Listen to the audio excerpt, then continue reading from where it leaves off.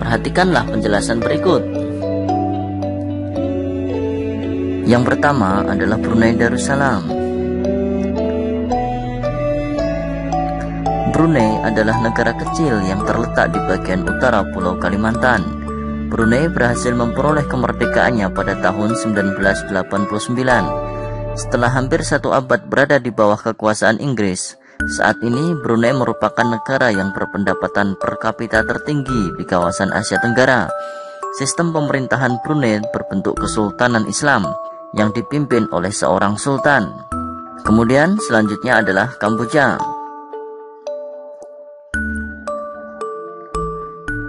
Luas wilayah Kamboja tidak besar. Wilayah Angkor merupakan pusat pemerintahan Khmer.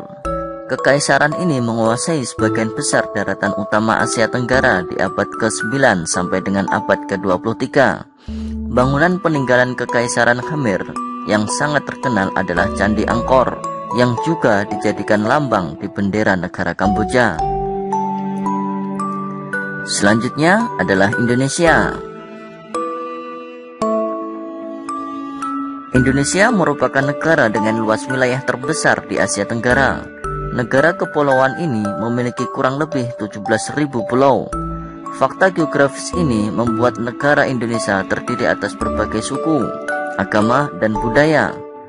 Ada ratusan suku serta ratusan dialek di seluruh wilayah Indonesia.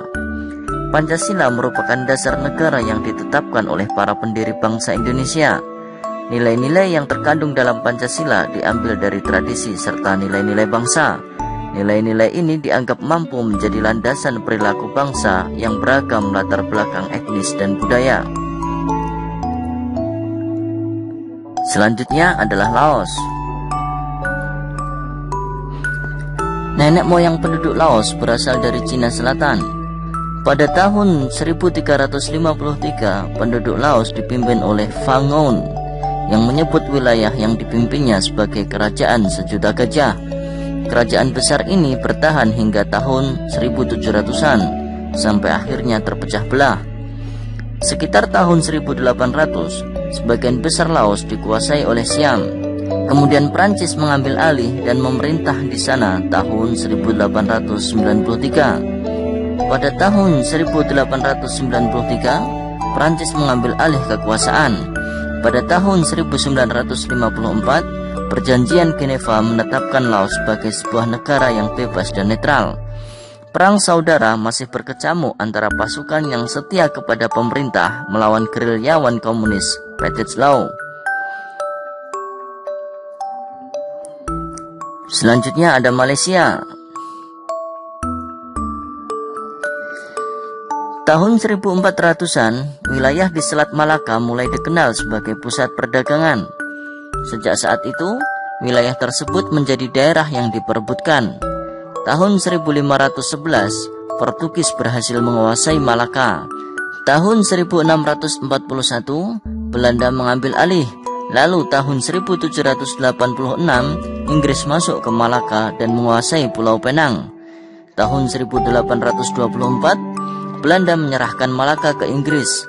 Pada masa Perang Dunia Kedua, Jepang sempat menduduki Malaka. Namun kemudian Inggris berhasil menguasai kembali Semenanjung Malaya di tahun 1945. 3 tahun kemudian, Inggris membentuk Federasi Malaya.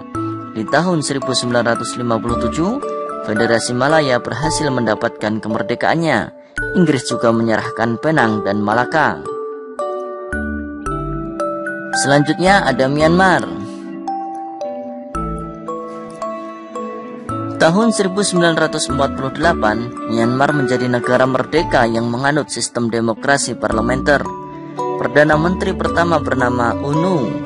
Tahun 1958, pihak militer yang dipimpin oleh Jenderal U Ne Win menjatuhkan U Nu. Mereka mengambil alih kekuasaan negara. Sejak saat itu, Myanmar menganut sistem satu partai politik dan meninggalkan sistem demokrasi parlementer. Selanjutnya ada Filipina. Nama Filipina berasal dari Philip II. Raja Spanyol di abad 16 saat Filipina dikuasai Spanyol. Pada tahun 1898, Spanyol menyerahkan kekuasaan atas Filipina ke Amerika Serikat setelah Perang Spanyol-Amerika. Di tahun 1935, Filipina sudah memiliki pemerintahan sendiri.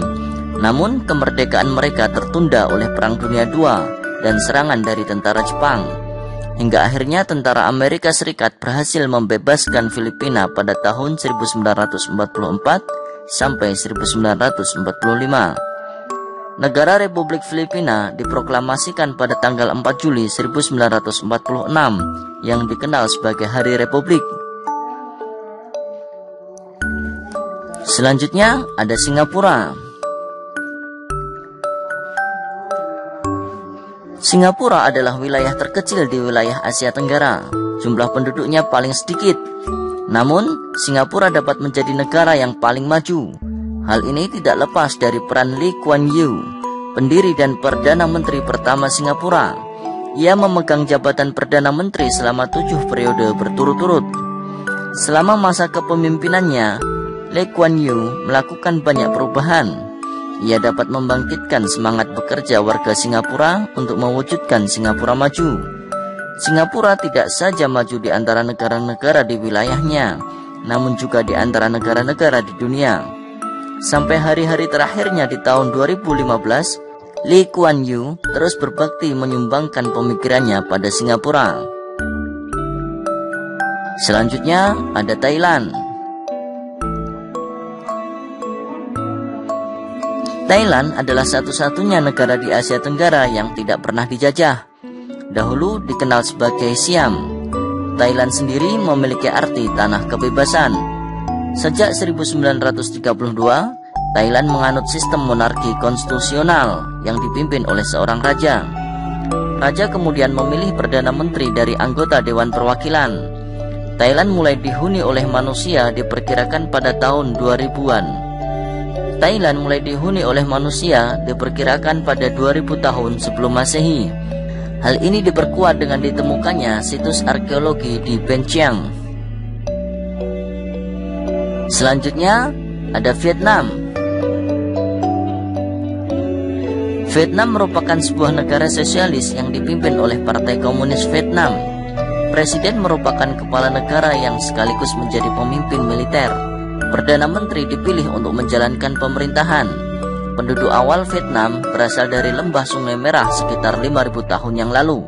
Mereka bertahan sampai sekitar 207 sebelum Masehi. Mereka ditaklukkan oleh seorang pemimpin Cina yang membentuk kerajaan bernama Nam Viet. Demikian pertemuan kita kali ini. Sampai jumpa di pertemuan selanjutnya. Tetap semangat dan semoga sehat selalu. Wassalamualaikum warahmatullahi wabarakatuh.